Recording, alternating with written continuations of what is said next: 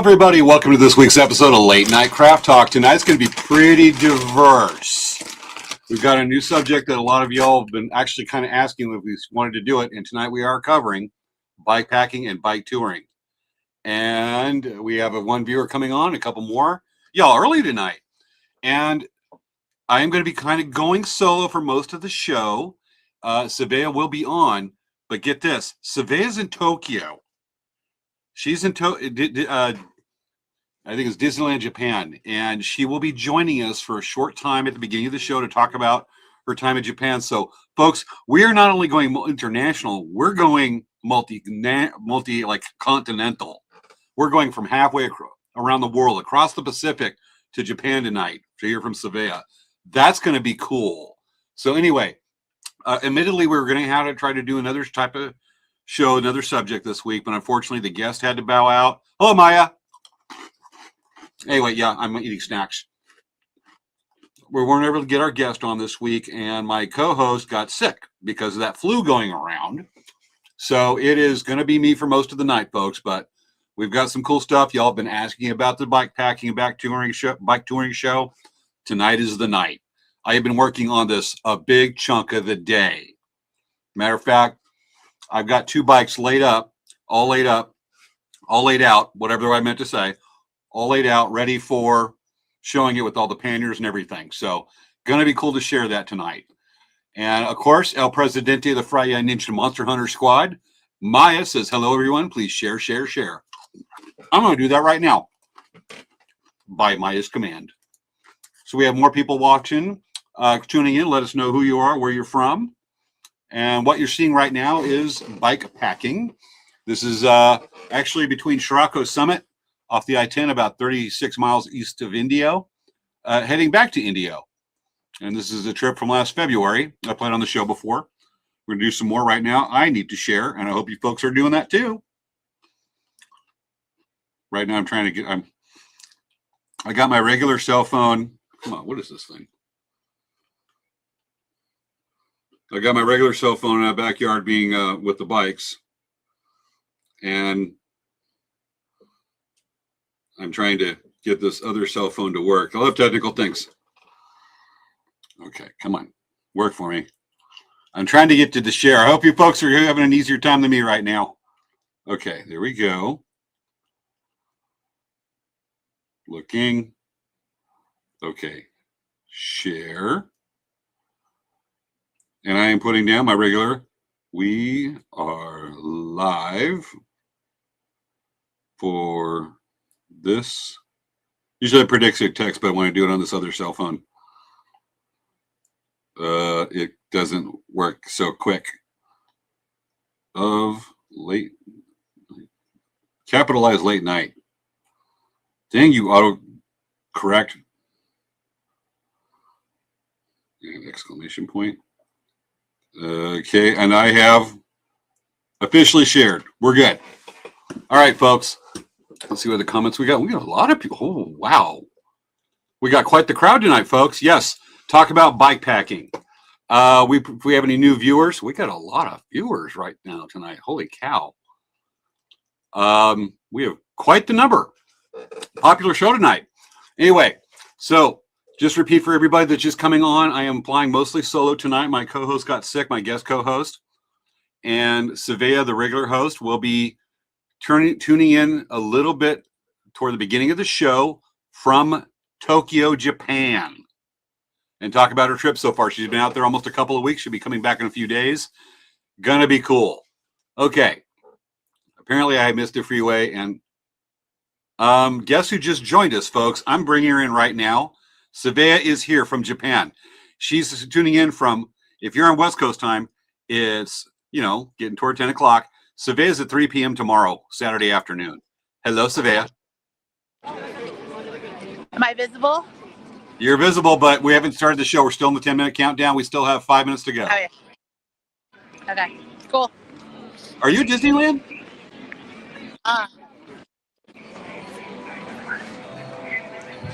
Yeah, you're at Tokyo Disneyland, Tokyo. So yep. Savea's here. Yep. Awesome. We're doing the show countdown right now. We're doing bikepacking and bike touring tonight. The other subject we Nice. talked about was not going to work. I'll tell you later. Well, since I have 4 minutes, I'm going to do some shopping. Okay, somebody's going to go shopping. And the Wi-Fi is working pretty decent for halfway around the world. We got a comment from El Presidente. Thank you, everyone, for watching and being here. What kind of glasses are you wearing now? Are these nice? You like them? Yeah. Your Wi-Fi, you got a little bit Yeah. better Wi-Fi because you look like you're streaming circa 2005. Okay, let's see. Maya's asking, what time is it in Japan? It should be 2:56 p.m. in Japan, isn't it? Yeah, it's 2:56.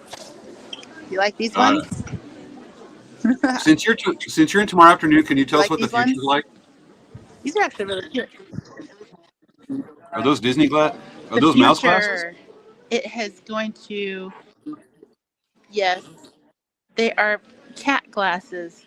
So I can tell you the future is going to bring a lot of snacks and really great music. Did you give me the samurai chopsticks? They don't exist here. I don't They believe really you. don't. Hey, look at this. Look at.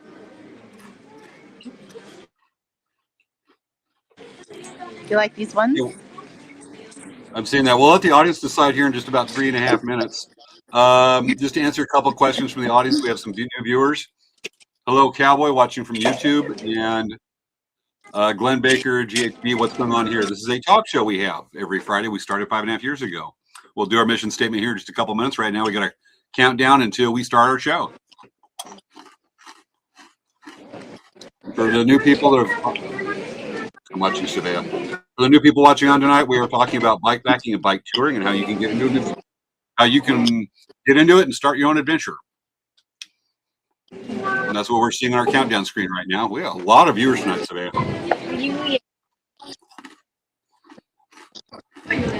Oh, that's great. Judging from the time delay, we're definitely talking to you from you tomorrow afternoon. I know. I'm telling you, my future is going to be bright. My future in future's bright. Disneyland is awesome. What's the difference between Disneyland in Tokyo and the one in Anaheim? So, you want me to talk about it now, or you want me to talk about it during the show? During the show. Yes. Maya's asking, Savannah, if you see any cool Japanese postcards, grab me some, please. I will pay you back. And she's also asking for me for samurai chopsticks. Yeah, there really are not any samurai chopsticks. I haven't seen them. I went to a couple really touristy shops. They don't have, believe me, if they had them, they would be there. Gundam chopsticks? You want custom? No, chopsticks? Gundam. Oh, I'd have to. I don't think I'm going to be going to the right shopping area for that because that's more of like an Akihabara thing. Well, I'll take the closest thing you can find. I'll look for something. Okay, well, we got 1 minute and 5 seconds left. 50 seconds to count down. So I'll do the countdown for you. Okay. All right. And that's Savannah's in. Yeah, this small world clock is saying it's 3. I can hear a bunch of static. This countdown is going fast tonight, folks. We're about to have Savannah in a few seconds. Get ready for countdown, folks. Get ready to warm up. Warm up your countdown muscles. We're about to start. And we just lost Savannah. She will be back. She will figure out a time warp back to us here a day before her, where she's at. Countdown starting at 10, 9, 8, 7, 6, 5, 4, 3, 2, 1, showtime.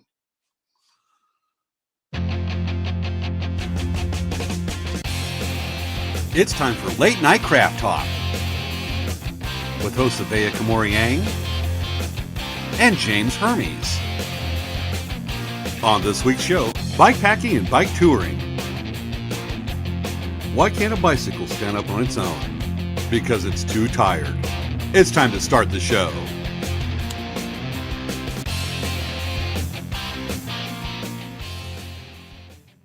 And hello, folks. I am bringing on Savea. Get ready to say hi to Savea. Here's Savea from 3 o'clock in the afternoon tomorrow, being Saturday afternoon, time traveler in Tokyo, Japan. Savea. We've talked from other states. We've never talked from across the world. Okay, let me see if I can make sure to maximize this because it's not. Okay. Hello, everyone. Well, you can see I'm at Tokyo Disneyland. This is their castle. It's a Cinderella castle. It's the same one that's at Walt Disney World. So yeah, so we're here. Like I'm gonna literally turn around so you can see Carousel, Snow White Adventure, Small World, Peter Pan's over there. Yeah. Oh, and then Haunted Mansion is covered up by that wall of. Have you seen it? It's covered. There's a blue wall, the Dumbo wall, and then behind it is an additional kind of. They're refurbishing those two rides. So, Gotcha. Yeah. I mean, we've done this from hotel silly. rooms. I've done it from a kayak in rapids to perform the show, but this is new level. This is next level, but new. Sure. This is cool. Make sure I show the castle in the background because it's more picturesque. Oh, heck yeah. Yes. But yeah, we actually had such an amazing trip so far. We went to the Tulip Needle Factory. That was amazing. There was so this is interesting. So one of their crochet hooks, one of their micro crochet hooks is for lace crochet. So some of those crochet hooks are 0.35 millimeters big. So if you guys know what a millimeter is, it's 0.35. So that is less than a millimeter size crochet hook. It's a really, really tiny one.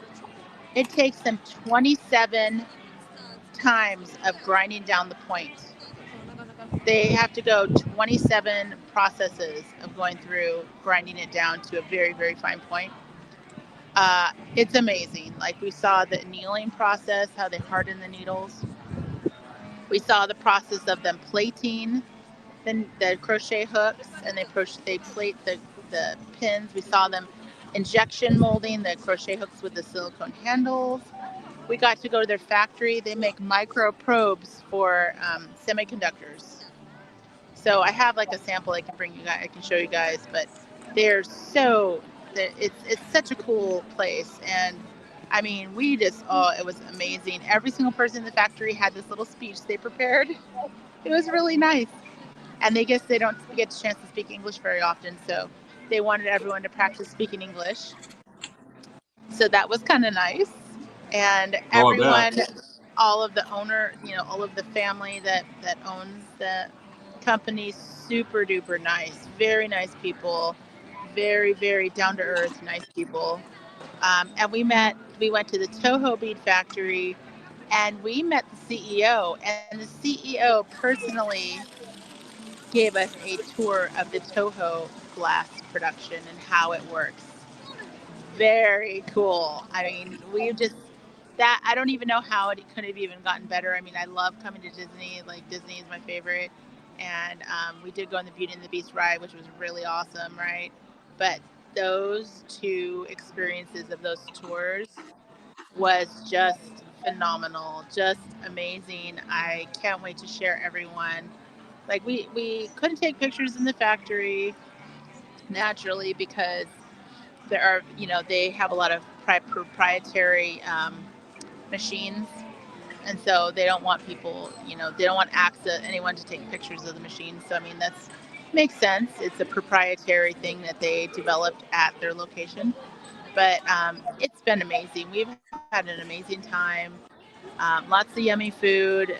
The shopping's awesome. I bought a whole bunch of beauty products. That was really great to try out. excited I want about some beauty that. products. It snowed here. While we were here a couple times, I got video of snow, and it was like the light kind of snow, not the kind where it sticks. So it was like a really lightweight snow. And when we were on the Shinkansen, which is their bullet train, we actually got delayed about 40 minutes because of snow. They had to clear the snow off the tracks, I believe, because the areas that we actually ended up being at, the snow was a good 2 to 3 feet overnight. So that was kind of crazy. But beautiful, beautiful country. I'm so happy to be here. And just a great experience. My mom's been doing good. She's been a trooper. She did walking with her walker, 25K steps a day. I'd say pretty much every day. She didn't complain too much. Oh my gosh, you know, it's really funny in the live video. It looks like my face and your face. If you put your face to the side, it looks like it's one face. But really, this has been just an amazing experience, and I hope you guys have a good show. I have to hop back in line in a moment because my two friends are in line for us, and my mom is waiting outside the line so that she can go into the line when they get to the front of the line.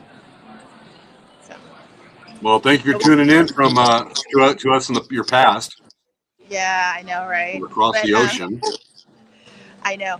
So my mom, she's like I said, she's been doing really good today. We actually did get her an electric scooter because her hand, actually, she has a swollen arm.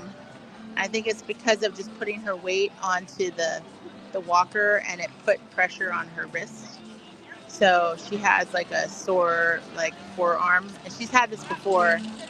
And the doctors, oh, it's Peter and Wendy. Oh my gosh, let me see if I can flip this. I I don't know if I can. definitely want to see some of the people walking around. I love people watching. I don't think you can flip it. I have Peter and Wendy. They're walking right behind me. It's tricky from a cell phone. I've had to do this. There's Peter and Wendy walking by. See them? Yep. Peter and Wendy. Oh, here's the mice from Cinderella's mice. That's a rare sighting. You don't get to see them very often. So yeah. It seems like a lot of the people there, they're actually local to Japan, are wearing bucket hats. Yes, they're wearing these things where they're basically a big topper that's their character. I did get this one. This one is not that obnoxious. It's a Mickey Mouse, but it comes down into like a long, like Mickey glove. Mickey gloves. But I it's still like want to see that when you get back. you can wrap this around your neck like a scarf, or you can use it just to like put your hands in. So there's like a pocket for your hands. You bought that there? Yeah, I've seen this kind of stuff here in the U.S. Okay. Or in the U.S. before. I've seen this. But yeah, we've been having a good time. So anyway, I think that I would like for you guys to get going on your topic, but I just wanted to check in and. All right. Thank you for doing that. I know it's you're at the happiest place on earth, talking to some of the people that are happy for you right now. Yeah, thank you. Well, one of the happiest places on earth. It's not the Colorado River. Well, there are a lot of really happy people here. It is really just wonderful. Oh, we're going to go on Small World with Groot today. With who? Groot. You know Groot. I am Groot. Yes. He is Groot. actually inside Small World. Oh, cool. Yeah. The real Groot? Yes. Baby Groot, Teenage Groot, or original Groot? It's Baby Groot. And we did go on the Beauty and the Beast ride. It was amazing. Really amazing. Okay. So, all right. Well, I got to run because I'm getting a notification that I actually have a notification that I'm supposed to be going back to line. All right. Thank you for joining us. Thank you so much. Hi, everyone from Japan. See you soon. Hi. How awesome is that? Yeah. All right. See you. We'll talk in a couple days. That was cool. Yeah. We've done things from all over the place, but not from across the ocean or halfway around the world, however you want to term it. But thank you, Severe, for joining us. That was way cool. Now to start the rest of the show on this one. All right. We're 10 minutes into the show now, are being live, and I still have to do the mission statement. Welcome to Late Night Craft Talk, a show put on collaboratively between Dancing Bear Indian Trader out of Escondido and Elk Rack Traders out of Indio, both Southern California businesses. We started the show back in April 2020 during the pandemic for some do, and a lot of people watching us, and we interviewed a lot of great people, inspiring, and just try to just let people know and give you entertainment because we're all walled up. And here we are 5.5 years later and still going strong. So here we are. We do this almost every Friday night, and we're live again from 2 different parts of the world for a short time. Anyway, time to do some catch up. So let's get the business done and get on to the subject, because I am slowly, and I'm going to go ahead and just show it right quick. That's the bike cam. I'm watching that because I'm really paranoid, because there's a lot of gear on those bikes, and I will be go out there showing those and the gear on them and what they're used for. That's my gravel bike and fat bike or mountain bike. We'll be coming back to that. Anyway, I'm kind of watching because I want to make sure that, they're seeing my backyard with lights on them. Okay. Well, hello, Wendy Hodge. Hello, Maya. All the viewers coming in. Wendy says, I just got to do the switchboard operator thing. Wendy says, hi, Maya. All right. We got those highs out there and on with the show. So quickly, we're getting into powwow season. It's getting to the end of May, or who else is time traveling right now? Anyway, so we're getting on to the end of January, almost into February. It's only like a week and 2 days away or so. So we do have a bit of a powwow schedule to let everybody know about. So let's go ahead and show that right quick. And I love StreamYard sometimes. Okay, just a quick go over this right quick. It's tomorrow in Palm Springs High School, Singing the Birds, put on by the Agua Caliente Cultural Association or Cultural Museum. And Elk Rack Traders will not be there. It's indoors. I can't do indoor shows. Y'all know that. A lot of our viewers. So just because of the noise sensitivity thing. And that is happening tomorrow. We also have coming up the 28th annual Wild Horse Powwow. This is usually the powwow that marks the beginning of the season in Southern California. January 31st and February 1st, so coming up next weekend. And that'll be at El Camino College and Manhattan Beach Boulevard in Torrance, California. Next one we have coming up, this is all local to me too. This is actually the California Indian Nations College presents. This is actually on the satellite campus of Cal State San Bernardino in Palm Desert. This is only like 18 minutes from my house. I love strong supporter, love what they do. They're having their gathering under the stars on Saturday, February 14th from 4 to 7 p.m. If you're in the Coachella Valley or want to come down for our beautiful, absolutely great weather we're having right now, come on down, check it out. And then we have the Yuba Sutter Winter Powwow, February 21st in Maryville's Youth Center in Maryville, California. Just happens to be like all the powwows happen to be in California right now, usually cover nationwide. And we also have the Southwestern College 3rd Annual Powwow, February 28th. Coming up, powwows are got to mention this. Don't forget the Muppet Show special. It's like the 40 or 45th anniversary coming up, like February 14th. It's coming up the next couple of weeks, folks. Don't forget the Muppet special. I had to add that to the powwow schedule. All right. So a little catch up. We did have a 2-week hiatus, and because Saveo's course in Japan, I was on the river last weekend. Y'all like me to show the pictures of what we did. So I did a group trip. Usually I'm solo my last couple months, but this is an annual trip put on by friend of the show, Helen Howard, and got to show this. So let's see, how do I do this? Where are you? There it is. Okay. So this is the group we were with. You can see Helen Howard right there, third person in starting from the right. Along with a couple of scouts from my Boy Scout Venture Cream came on this. A great group of people we had last weekend. There were 12 of us. You can see me right there about toward the middle next to a guy in the lime green named John J. Super cool dude. Steve Searin, got to see him. He's a dude in the blue. Second in from the left with his 2 kids. I haven't got to see Steve in a few years. I love visiting with him. So on with some of the sites we have. Now these pictures are a combination mostly Steve Searin's that he shared with their group and John J. I've only got like one I put in here. And just the views of this place, I've shown it before, but these are new angles, new ways of doing photography that I don't usually do. and great sharing with it. But our boats on Sunday morning, some of the side hikes, I didn't do these. These are pictures from Steve Searin. And just, the dude is so amazing with photography.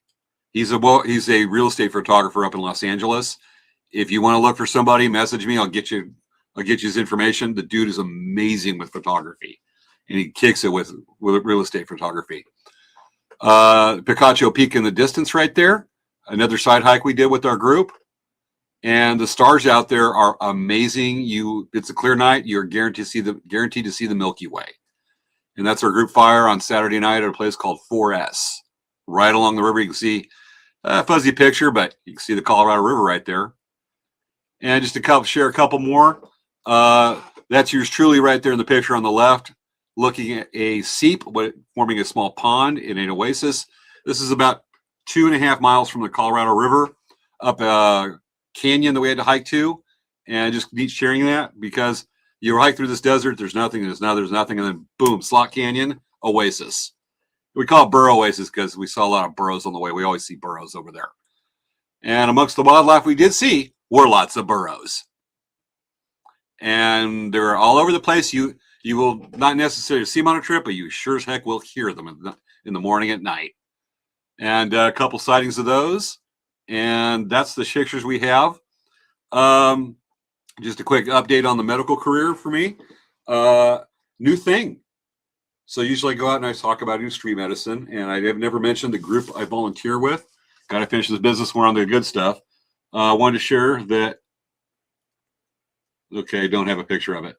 Anyway, so yesterday I was doing representing Coachella Valley Volunteers in Medicine. That's the group I volunteer with, at an information booth at a resource fair put on by Indio Police Department.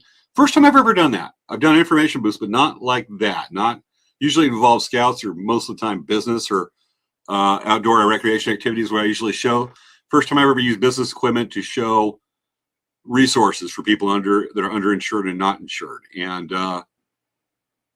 there's a certain satisfaction to be able to help people in that way, just giving you information. And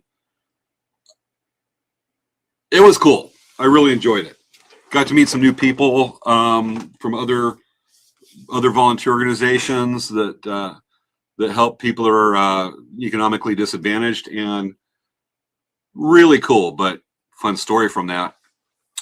There are groups representing Medi-Cal, veterans groups to help veterans that are they're unhoused, and mental health resources and whatnot. And next to us were a couple of different groups for mental health organizations to help with that.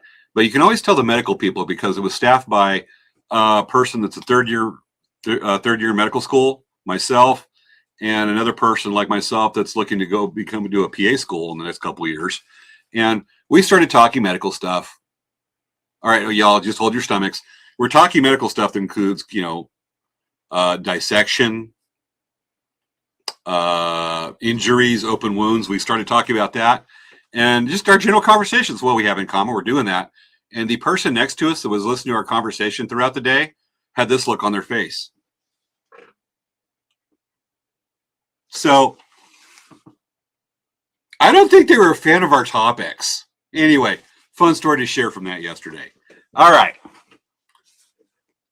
Let's get on two tires and talk about touring. Folks, here's the subject of the show, 10:20. We're right on time, what we need to do.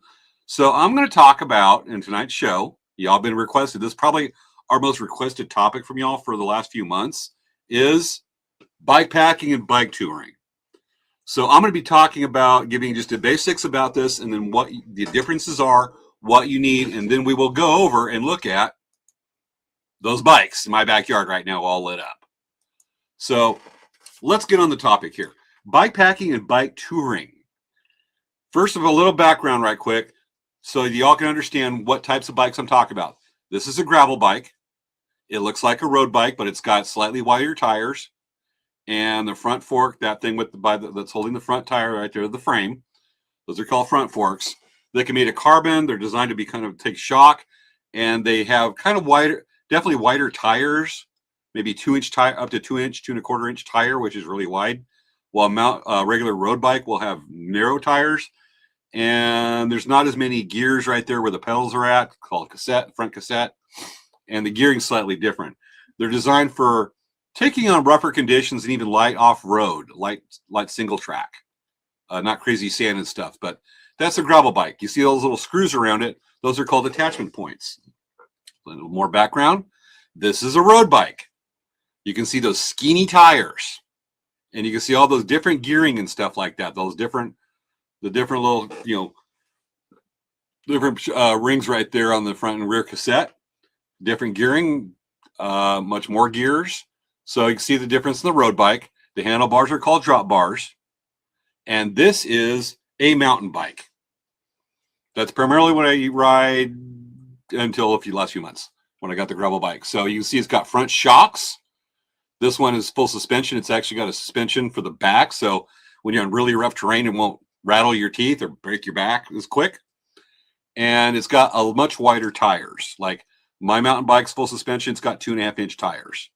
And the fat bike you're going to see outside has actually got 3.5-inch tires.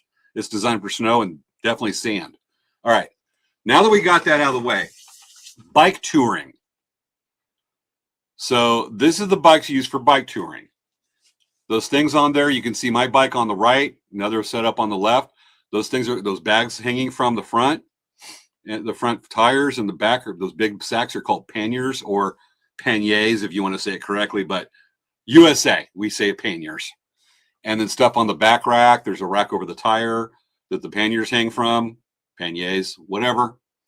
And stuff on the back. It's designed to carry more gear. Inside the frame, you got those 2 red water bottles. Around mine, you've got what's called a frame bag. And you can see the panniers on there on what's called a trunk bag behind the seat. Okay, got to get that lingo so you know what I'm talking about with this stuff. All right, bike packing. This is designed for off-road. Bike touring is more on-road, established routes. Bike packing is going off-road. It's like backpacking trips, but you got all your stuff's on a bike, not in a backpack on your back. All right, difference between the two. Got to get this established, folks. So you can see bike packing versus bike touring. I'm just going to go over a few of the main points. Bike packing uses lightweight, compact gear attached to the bike frame and the handlebars and seat post. Bike touring uses larger panniers and racks for carrying stuff, much like bike packing. And bike packing ideal for off-road, while bike touring typically follows established roads and paved roads or urban paths, bike trails. And typically on bike packing, you use mountain bikes or gravel bikes. Bike packing usually use a hybrid. That would be a gravel bike, or you could even use a road bike. Accommodations for bike packing, you're camping in a tent, you're in the backcountry. While bike touring, you can camp in a tent like KOA, county campground. You can also do what's called credit card camping, getting hotels. So you can have that and usually have established routes. You know where you're going. You're following established roads or trails. While you're definitely got to have some navigation skills for bike packing. And then bike packing focuses more on outdoor adventure, challenging environments like riding mountains or deserts, like you saw in our show countdown video, and focus on exploration. While you can definitely explore bike touring, but it's more for there's more long distance involved typically. And you can go to popular, tour spots and visit different, towns. If you're over, say, bikepacking, Baja California, you can visit small towns and kind of experience the culture of Mexico right there, or even other places, Europe and whatnot. Europe's a very popular bike touring destination. All right. So we got that out of the way. We want to catch up. We've got some audience comments right quick I want to catch up with. Cool pics from the trip. See a lot of bikes going through the basin here. Wendy says we see a lot of bikes going through the basin here. She lives in 29 Palms with all the gear on them. The thing about Southern California, I didn't know this until about halfway through last year. Actually fall 2024. Southern California in general is considered a bikepacking mecca during the winter and early spring and fall. It's a real popular place to go through the desert because you're not going to fry like we start doing in March. So yeah, you're going to start seeing that. And places like 29 Palms and going through Joshua Tree, this is what's called the desert circuit. goes right through 29, is super getting popular the last couple years. And so, yeah, Wendy sees that a lot. We talk about it. It's neat to see that. Okay. So on with this. Now we got established what types of bikes are involved, what is bike touring, what is bike packing. Now we're going to start focusing on how you can do an adventure. Now that we established those parts and what panniers are, what kind of bike and what kind of goes onto them, we'll go into more detail on that. So now imagine I want to get into bike touring or bike packing. I want to do a trip on the bike, whether it be road or trail or both. So you got to think, what can I do? First thing you ask yourself is, well, I'm trying to look for the little button. Here it is. Where to go? You got to choose a route. What am I going to do?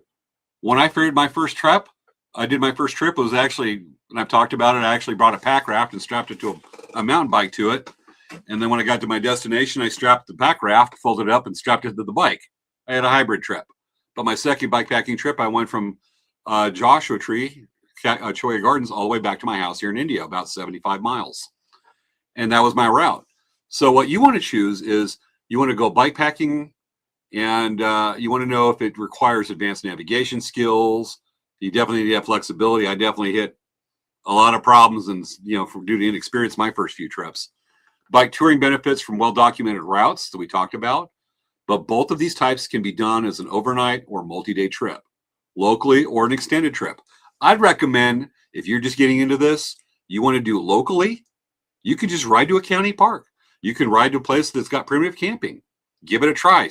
You don't have to ride 50 miles. You can ride some places. If you're close to some wilderness, you can ride that few or 10 miles. Make it easy. And now, if you got a place you want to go, you choose a route. Okay, I want to do that. I want to ride to such and such, spend the night, and then ride back to my house, or ride here and ride there and do a giant loop. So you got your route picked out. Next, you got to figure out choosing the route.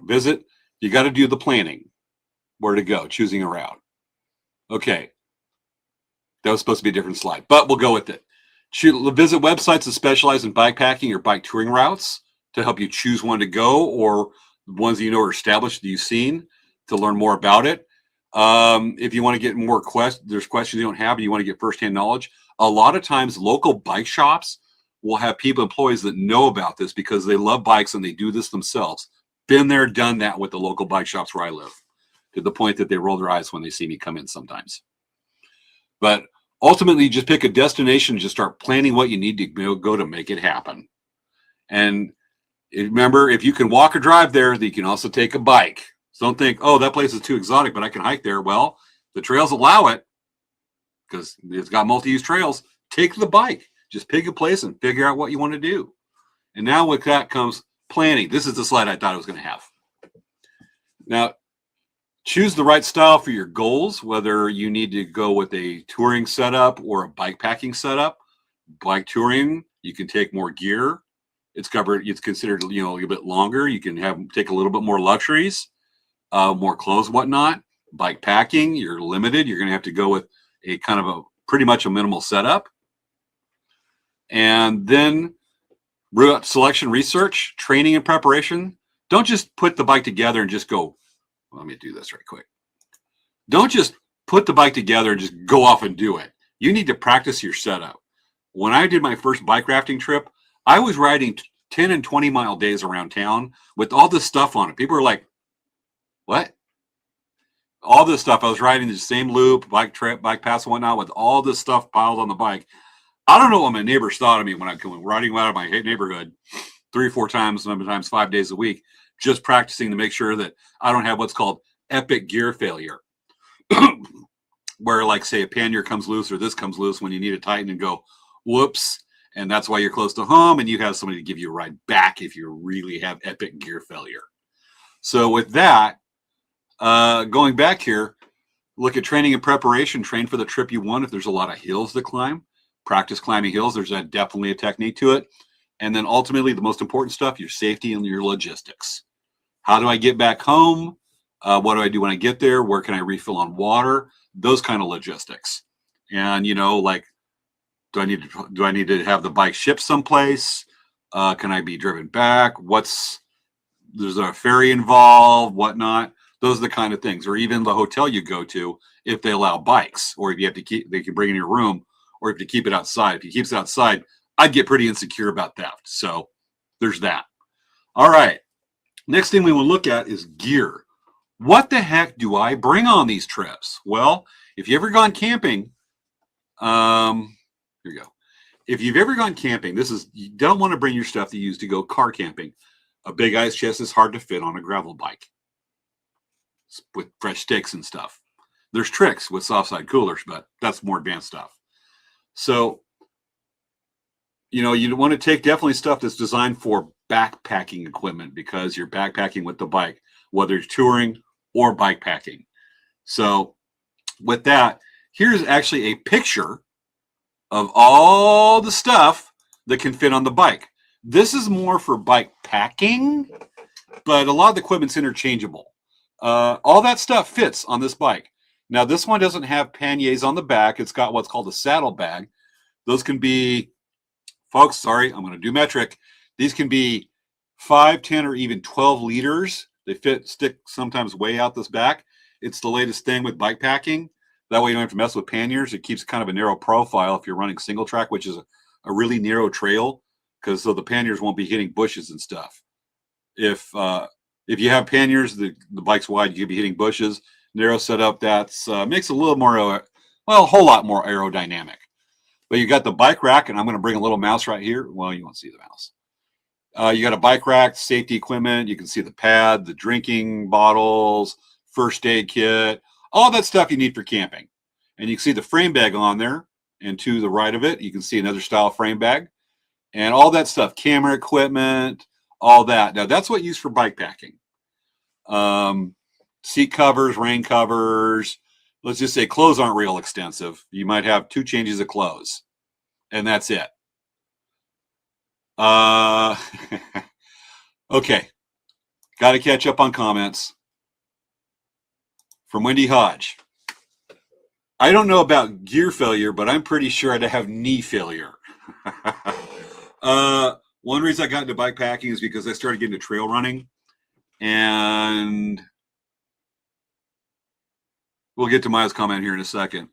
But I got into bike. A friend of mine told me, if you're getting into running, you can do the sand, but if you really do this, you still have knees at your age, and I'm 51, you still have knees, which I do. He said, get into biking. It's going to save your knees, and you'll get all the cardio and stuff. And as it turns out, he just said that to get me into mountain biking. But it's true. That's one reason I got into biking, save my knees. Okay. So back to this. You can see the gear involved: sleeping bag, tent, emergency beacon, camera, drinking cup, cooking kit. And all this is specific to bike packing. That's a lot of stuff that fits in the bike. And it's amazing how much stuff, if you have a full frame bag, can fit in that frame bag. Plus, you got the handlebar bag right there. That's typically where you'd stick your tent, your sleeping bag, day supplies. It's amazing if you really simplify things, how much you don't need every day that you think you do. And a lot of times stuff will serve 2 or 3 purposes. Now that's the setup for bike packing. Here's bike touring. Look at how much more's there. You got some bedrock sandals right there for camp shoes, which you can totally take bike packing. You want something compact. Bigger sleeping bag, bigger tent, sleeping pad. You've even got a MacBook in there and a tablet. There are actually sleeves you can get in bigger panniers, whatever they are. And they actually have sleeves designed for things like laptops, notebooks. All right, Wendy, you're on a roll tonight. Well, let me first catch up with Maya. Maya says, this is still a lot of stuff. Wowers, impressive. Wendy says, right, seems almost like more than I took camping. Wendy, you're definitely the coolest minimalist with this. We talked. All right, a lot more in there. Personal hygiene. I'm definitely on a bike packing trip, not taking a notebook like, say, the MacBook. A little bit bigger camping cooking pot. Doesn't have to go super minimal. And just a whole bunch of supplies right there. And you've got they probably got 3 days worth of clothes, stuff for the bike and the stuff to wear around town. Because let's just say that, well, you've seen people that ride road bikes. A lot of people that do bike touring will wear the same thing with the spandex and the jersey. And when they go to town and they want to stop, go out, get something to eat, they definitely don't want to be wearing that in the restaurant, because this is what people will look like, just like the person next to us at the resource fair. If they're polite enough not to stare. That's an if. But they'll be going, what are they wearing? So you definitely want to have some city clothes. Me, I don't wear the spandex stuff. I just wear like joggers and stuff that can double for the bike and town. I just didn't know with the spandex. Not wearing tight stuff. Okay, enter jokes from Wendy and Maya. And folks, open range on me with that comment.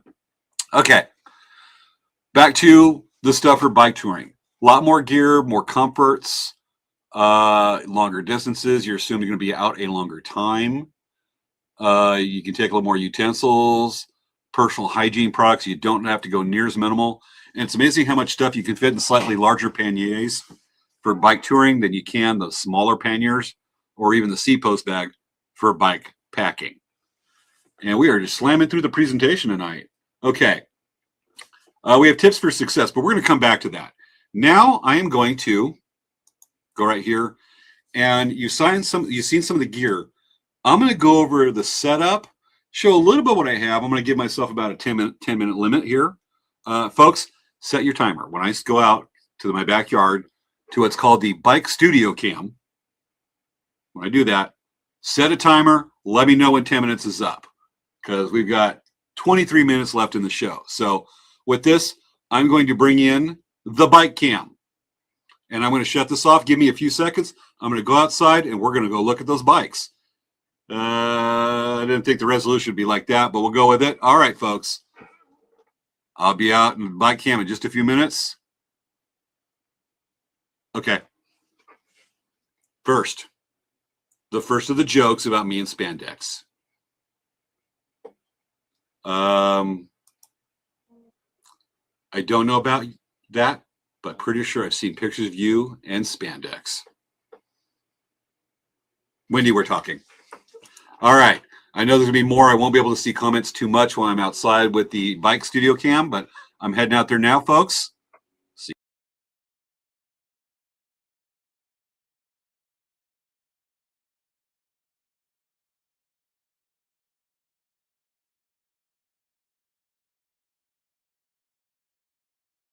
And let me turn on the outside light for better lighting. Now you can see my ugly face a little bit more. I'm going to turn my hat backward so you can see my face. All right, time to get scary. All right, these are the bikes. I'm going to bring the camera a little bit closer to show this. Let me unplug it because my phone's been charging. It's been sitting like this since 9:30 tonight, getting everything set up with the lights. Okay. And let me say it where I can see comments. I'm trying to remember how to do this so I can see all do that. Okay. Try to keep that going. All right. Now, this is the fat bike. It's got the 3.5-inch wide tires. And this is the gravel bike. This I use for bike touring. And you can probably already see, just like in the pictures we saw in the presentation, the different setups right here. So I'm actually going to get out of the comments so I can see a better image, make sure you got this. Now, this one's got the smaller panniers right here. I've actually got a 20-degree sleeping bag strapped to the back rack right there. And tents right here, small frame bag. And right here, and I'll show close up, is I've got water on the front forks on what's called cages that's strapped to the front fork of the bike. This one's got panniers on the front and the back, and a big, large frame bag that can hold a lot of stuff. That's where I stick my food. So now that I've introduced it, these are my actual setups. This is my actual setup I have when I go bike packing. And a lot of times I'll actually use the mountain bike, not the fat bike. And this one, the gravel bike, I will use for more touring and light bike packing, usually a combination of stuff. So now I'm going to move the camera closer. Work with me with the shaky camera.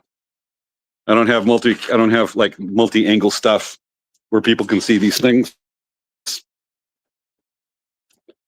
And the phone went down. Gotta love that. Okay. We knew this was going to happen when I bring it around. So I'm going to bring this, experiment with it, so you can get a better view of the bike. Okay. Work with me, folks, here. Okay. Don't you fall down. Okay, you're going to bring it closer. I'm going to lead down to the bike so you can get a good look. I couldn't find my regular tripod, so we're really taking chances on this. Okay. Don't you move, phone. All right. This is totally going to be sinking down, but you got a better view of the bike right here. Here is the back rack where I've got the sleeping bag. It's held on by a bungee net. And I can also stack more on here. I could stick, like, say, camp shoes, typically me Birkenstocks, clogs, or bedrock sandals, what I like on these trips, or just zero shoes, minimalist shoes I'll have on there. That's what I wear most of the time. And in here will be, like, say, I have my camp stove. That's just basically a pot with a pocket rocket stove, an isobutane stove with the canister fuel. Sleeping pad would go right there. I can do one on out here. I try not to make this huge. You want to make it aerodynamic. So super basic gear that goes into these. The frame bag right here. I love this frame bag. In here, I'll stick, like, say, a spare tube for the bike. My food, generally stuff that's heavy, I put in this one in the frame bag. So it's centered and low. That's the big idea, is to keep your load centered and low, your heavier stuff. So I'll stick that in there, some snacks. And on the front over here, we'll take a look. We have my tent that's on a harness on the front handlebars. Remember, these are called flat bars. And these are called feed bags, or front tube bags. And this will stick, like, say, an Nalgene water, about a liter of water, 1-2 liters. I can also stick a little pocket right here. I can stick GoPros, some electronics, snacks if I want to, on one of these. And here on the front fork right here, I have, and I'll unstrap it right quick.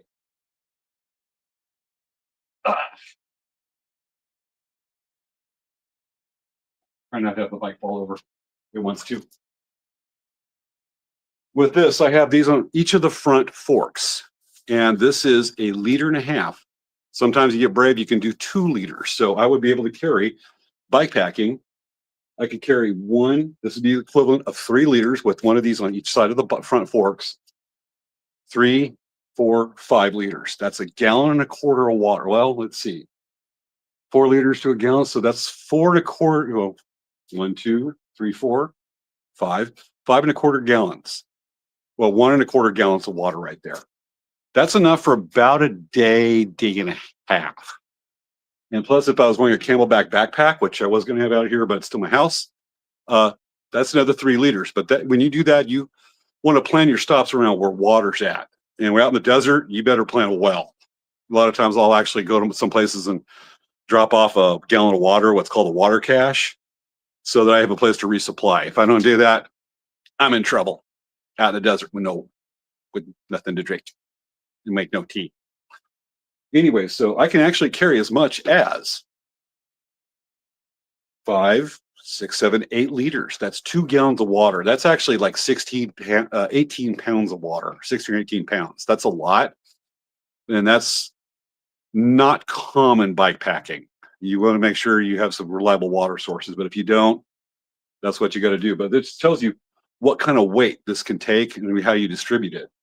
And so there's other stuff you can stick in there. Like I'll stick a cell phone, what's called a top tube bag, that normally goes on here, but I've got it on the gravel bike. So that's the basic setup there. Let's see if we got any comments to write in quick. Looks like we got 3 comments. So let me answer some questions. Taco printed spandex.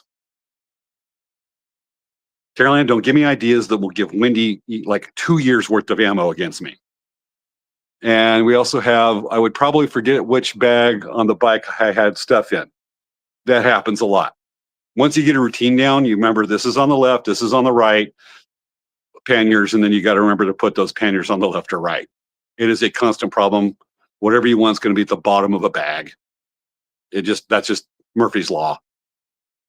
How heavy is all this stuff? Surprisingly, not that heavy. Typically, base weight without water, which is actually how you count these things. Base without water, less than 20 pounds. Really. Well, probably more like 16 pounds. A lot of the stuff's pretty lightweight. Tents a couple of pounds, sleeping bags like a pound and a quarter. The food, it gets lighter with the water and the food taken up. And usually I can do as much as 4 days worth of food if I really had to, but typically I do about 3 days worth of food between stops on an extended trip. And so that's what I have it. So the water is what really weighs down the bike. Remember, water weighs about 8 pounds per gallon, and I can carry as much as 2 gallons, which is extreme. But I live in the desert. That's where most of my bike packing's at. But ultimately it doesn't weigh much. Bike does not weigh much. The heavier the bike, the more it wears down, especially if you go up a hill or do what's called hike a bike and push it up a hill. Not much. So if I remember correctly, you're not wrong. Okay. Yeah, H2O is very important, Maya. And Wendy says, right, I don't think I've had the coordination for that. Okay. All right.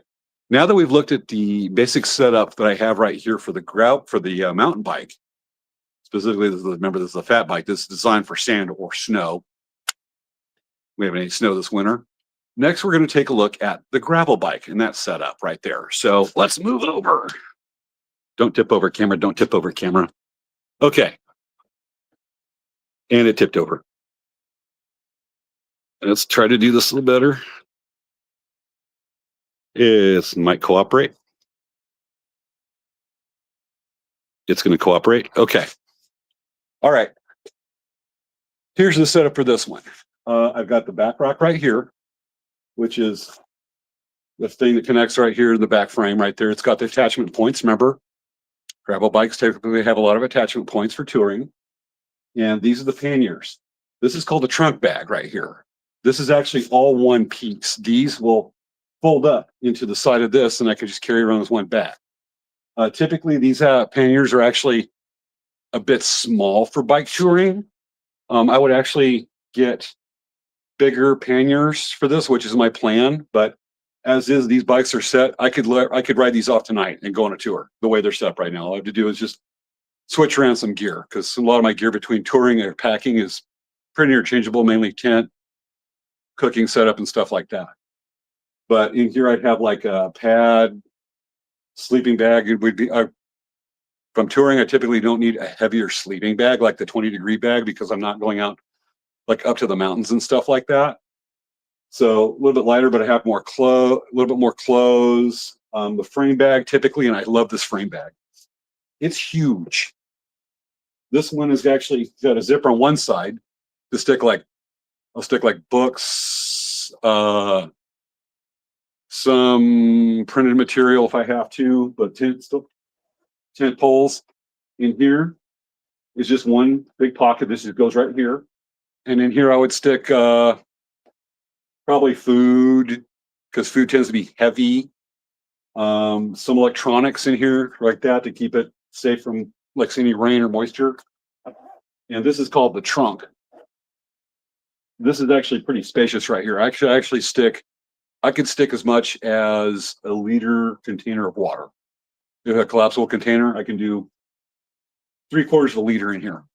So I would stick that. Some extra bulkier, the heavier items I would stick in this part of the frame bag, but this can hold quite a bit.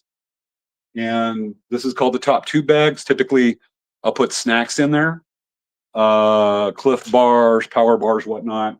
My phone will actually go in there. And here's another one of those two feed bags that I talked about. Let me turn around. This is the feed bag right here. I've got one just on that one, and notice drop bars on the gravel bike, just different style.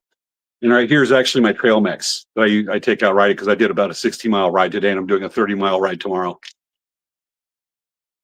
The trail mix. So I'll have that right there. And I just added these. These are wet for some reason. Oh, weird. Anyway, so this right here is the front panniers. These are 5-liter bags. Typically, like the rear panniers would be 10. I think those are the current setup's about an 8-liter. 8 or 9 liter bags. These are 5 liters, so I can stick clothes in here. They're kind of relatively light. I don't want a lot of weight on the front. That kind of just can't. It's crazy how it affects the handling. The panniers on the back would typically be 12 liter for bike touring.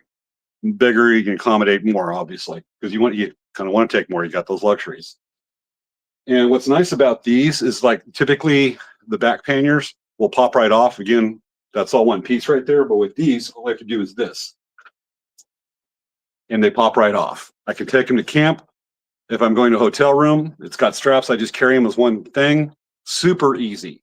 And this held on with this brace pretty good. And I actually just put these on tonight, about an hour and a half before the show. I've never fitted these on the bike before, so now I have.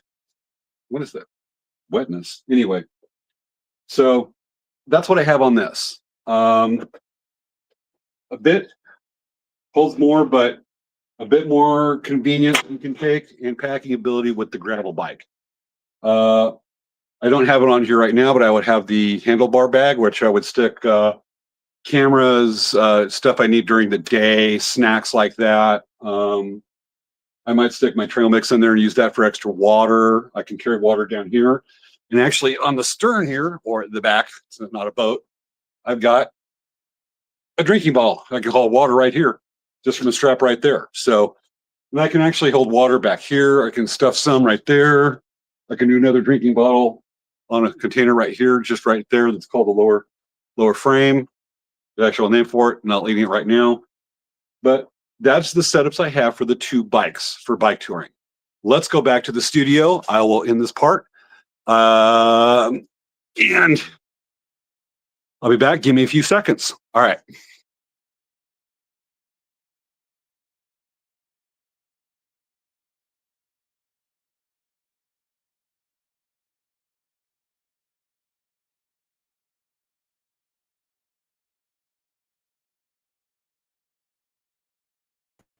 I'm back. So that was the setups I have for the gravel bike and the mountain bike. That you actually got to see it right there. No, it's not pictures, but what I actually use for these trips. Let's see if we got to catch up any questions here. How much do the bikes weigh without camping gear? The gravel bike's a little heavy. It's an aluminum frame. It weighs probably about 26 pounds. It's a little heavy for that type of bike, just because the back tire, that bike, I didn't show it, but it actually does not have a chain with the cassette I explained. It's actually got a belt to it. And the back tire, inside the rim of the back tire, inside it is all the gearing. It's internal. That makes it much more maintenance free than a bike with, like, say, the chain and the derailleur that shifts around the chain on the different cassettes for the different gearing. That's one of the things I loved about it. So it's particularly heavy on the back tire because of all that internal gearing.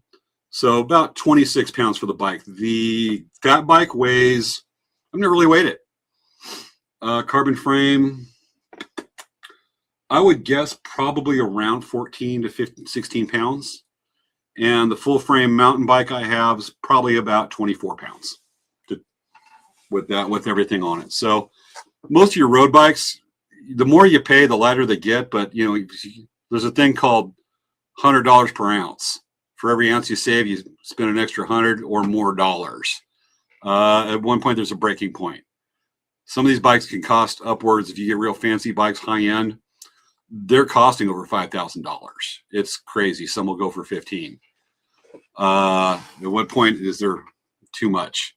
I have what I call monetary anaphylaxis. That means if I spend money, I have a severe allergic reaction and I break out in sweats and going and get nervous. So we try to avoid that. We want to try to stay on the budget and spend as little as possible because bikes aren't cheap. But that said, you can get into this with any bike you have. All right, let's finish this off. We've only got a few minutes left. I am running exactly on time where I hope to be. So let's look at the other parts that kind of wind this down. Now, if you want to do this, and I encourage you, it is fun. I really enjoy it. Start with a start small and build experience.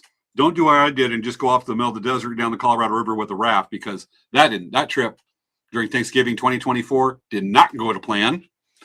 But I had bailouts. I've done miserable failures and learned from those failures. And I've learned how to failure in smart ways. Test your gear before a big trip. Remember, I said go right. I went riding around bike paths and local just to make, and took this thing off some off-road trails, my setup, to make sure that to see the weak points on it, so I wouldn't have that happen on the actual trip and I'll say it, SOL. If you have kids around, parents make up some words. All right. Stay flexible and adapt to conditions. You have to be flexible. You can't just set a rigid schedule and get frustrated that things are gonna happen to set you back, because things will happen to set you back. That's just the reality of this. You can have maintenance problems with the bike, maintenance stuff with your gear.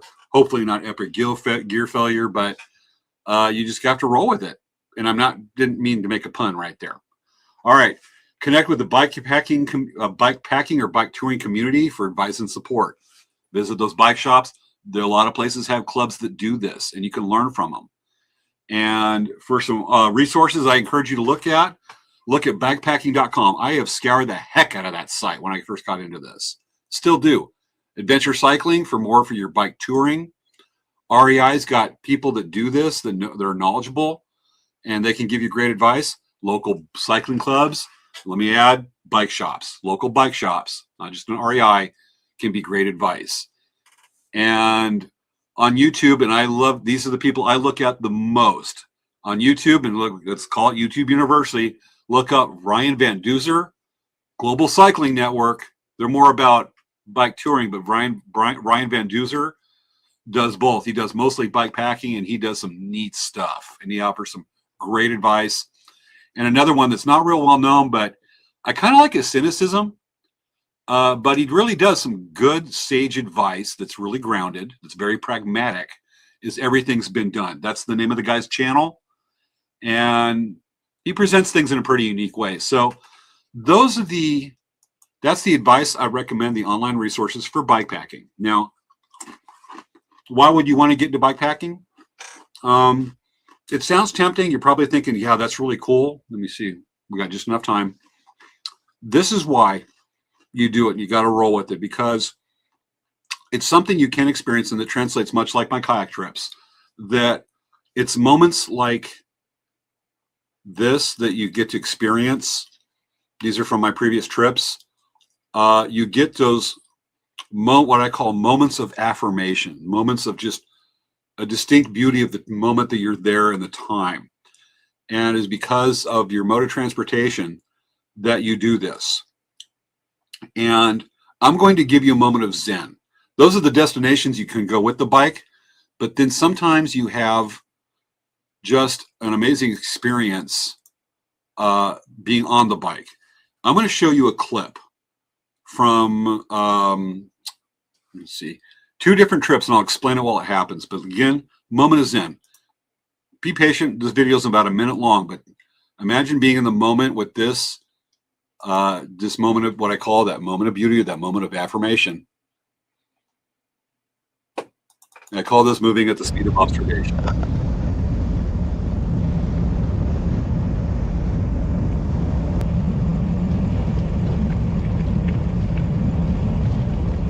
This is descending Cottonwood Road out of Joshua Tree down to the I-10.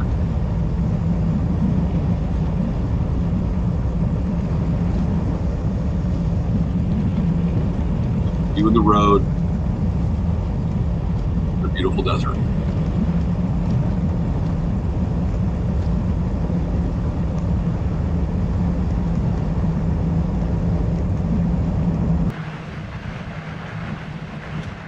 And this is riding the fat bike down a dirt road, descending out of Joshua Tree down into the Coachella Valley.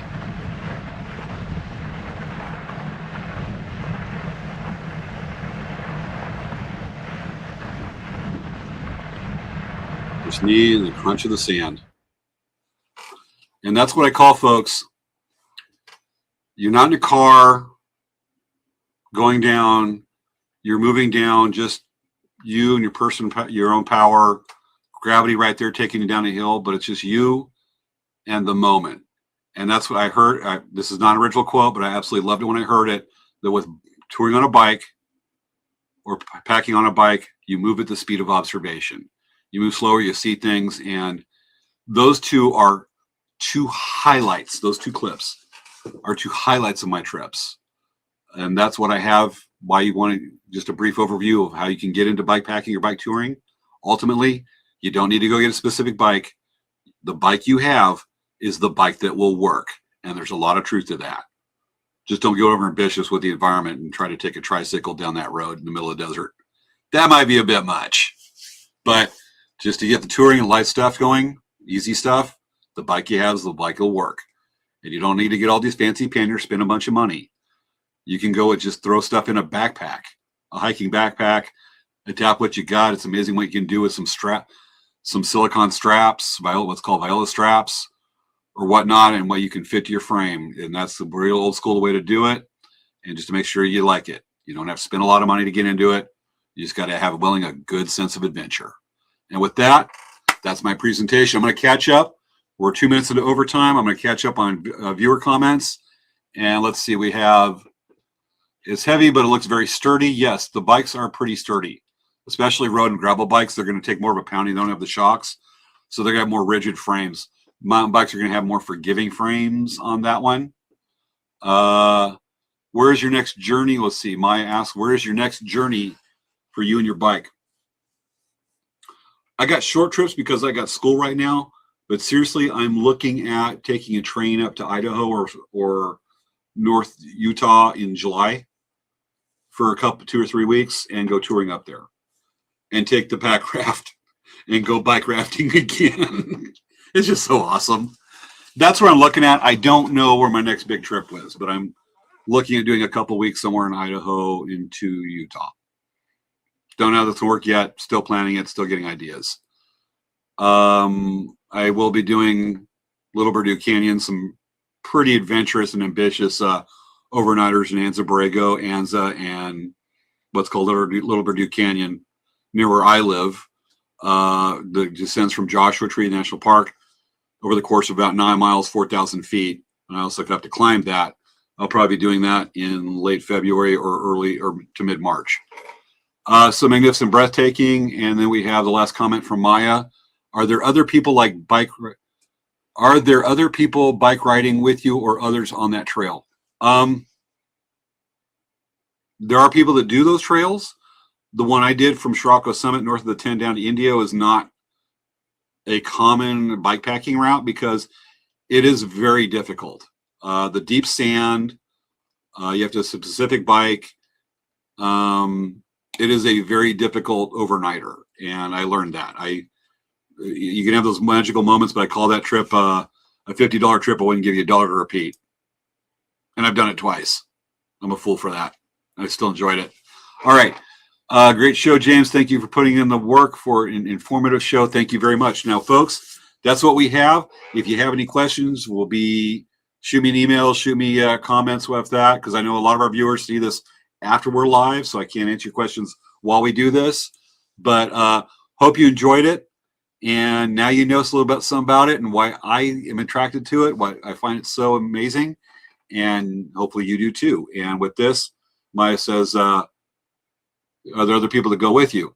Not often. I know people that do it, but just nobody local. Doesn't mean there are other groups that do it, just haven't met up yet.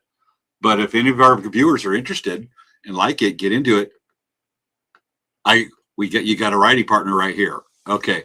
With that, we are live again next week. We are live for the next couple of weeks. And Sabea will be back. She definitely will be talking about the tulip needles and her trip to Japan, I'm really looking forward to that. I just love that she was able to join us at the beginning of the show this evening.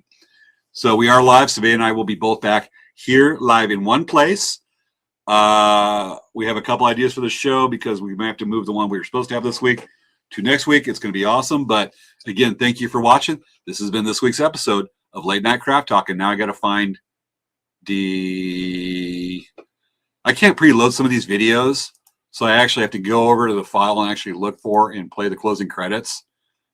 and it's one of those StreamYard updates that's really annoying. So I wish I could preload it, but they'd be weird about this. Okay, folks, you ready to dance with me? I see show close. Where did, oh, come on, StreamYard. Open. What the heck, StreamYard? These are not technical difficulties. It just, so open. What the heck? Okay, working with folks. So I'm working with this.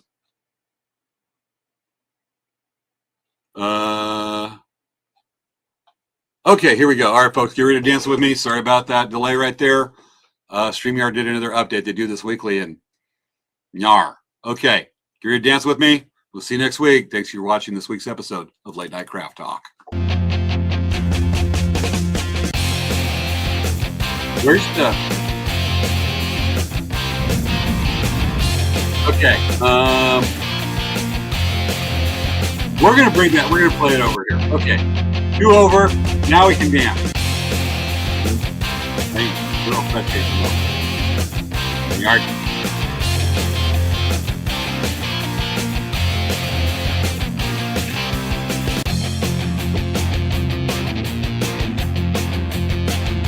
Miss Caroline, dance.